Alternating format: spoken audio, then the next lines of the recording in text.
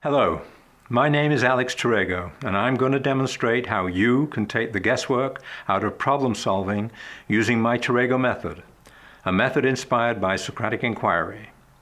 To do this, I'm going to use a case study of a problem I know you're all familiar with, and that's customer service. As you know, customers are the only thing all companies have in common. Customers are the oxygen that nourish and sustain your company. Without customers, your company is just a legal entity, a piece of paper. So, taking care of customers is the priority. It's something all companies must constantly strive to improve upon. How can constant improvements in customer service best be ensured? 2 clues: deep questioning and identifying the context.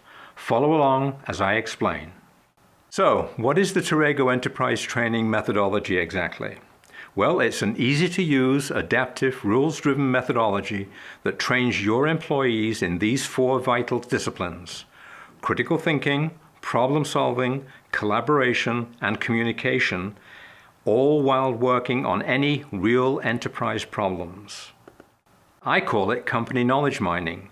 A multidisciplinary team collaborates to interrogate all known data, as well as all other team members, for the purpose of diagnosing the right problems, identifying optimal solutions, and getting buy-in from all members by agreeing these are the right solutions. Why is the Terego Enterprise Training methodology important for instructional designers and learning officers especially?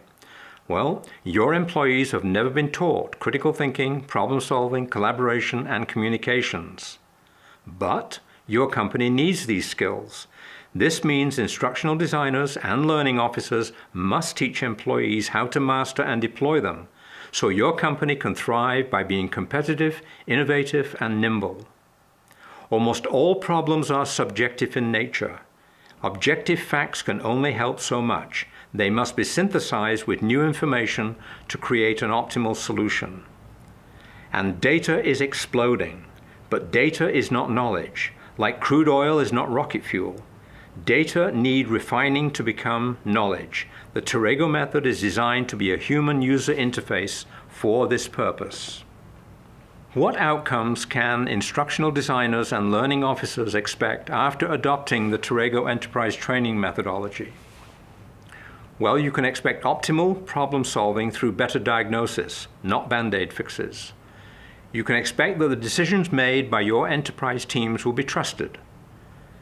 A culture of multidisciplinary collaboration will be fostered, and error-free communications of actionable items will be assured.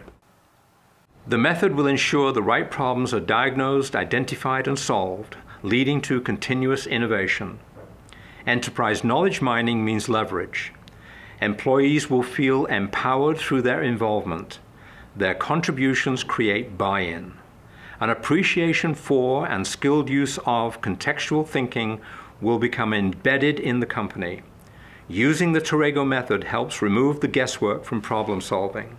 As I said at the beginning, the first step is understanding the importance of discovering the context of the problem first. In other words, zoom out on the problem before zooming in. Let's take the word rose, for example. Seen in isolation, we know very little. Is it a noun, a verb, or an adjective? Does it mean a flower or a color? Or is it the past tense of rise? We do not know until we see the other words surrounding it. In other words, its context. So, what can we find out about the context of rose by examining the context? Well, it might mean that prices rose higher than wages. It might mean the rose-scented perfume. It might mean he rose to the top of his profession. It might mean the red rose won the prize. Or it might mean she used rose-colored paint. The meaning of the word rose changes depending on its context, and that is exactly the same with any problem that you are going to be attacking. This is an actual case study. My client had identified low customer satisfaction as its #1 problem and needed to address the issue right away. This is what happened next.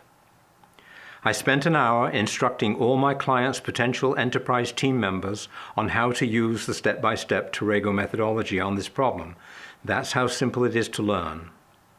Before assembling a team to address the problem, we discussed its makeup.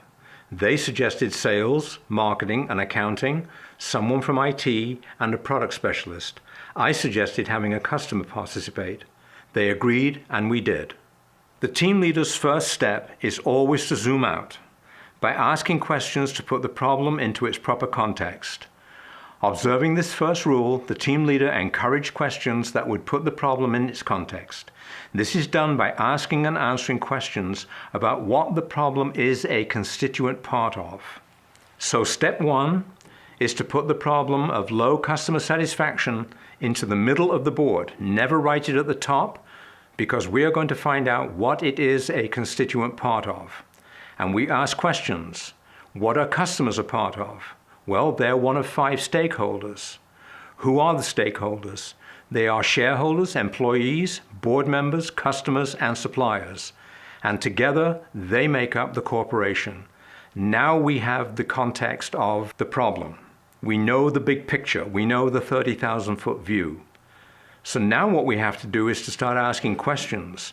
And a good first question is, what are the customer services touch points? When does the company talk to the customer?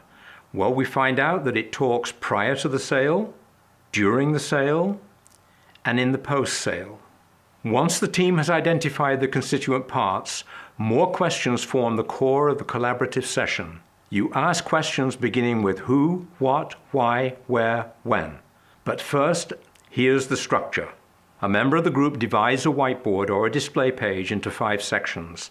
These are the what, who, where, why, and when sections. As the team brainstorms and asks the who, what, why, where, when questions, one idea generates another. Asking better questions always begins with who, what, why, where, when questions. Each member can ask their own questions beginning with these words: who, what, why, where, and when. This will all lead to the how. So here are some examples. Who is critical to success? Who should lead the effort?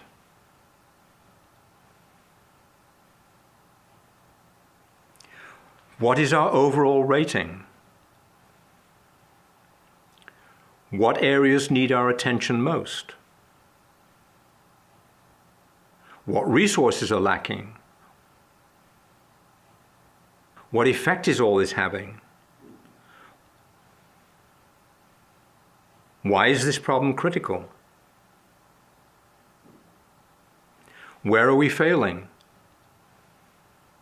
Where are we succeeding? Where is the evidence for this problem? When must it be fixed? As soon as possible. The next step, a very important step, that the most important answers they had come up with were that the after-sale performance was poor, they were inflexible to customer needs, the customers were most important, the product specialists and the marketing people were the ones that really should attack the issue along with the product design people. So the voting results reveal what areas are most important. Our overall rating after the sale is poor. The area needing our attention is that our product is inflexible to customer needs. Our customers are most critical to our success. Our marketing and product specialist teams should lead the effort. Our greatest point of failure is product design. So please note that these suggestions came as a result of deep questioning, putting the problem into its context, a 30,000-foot view first, before drilling down to the details, thus ensuring that the details are the correct problem. Based on these results, the team leader helps prepare a summary statement encapsulating their findings in a clear paragraph.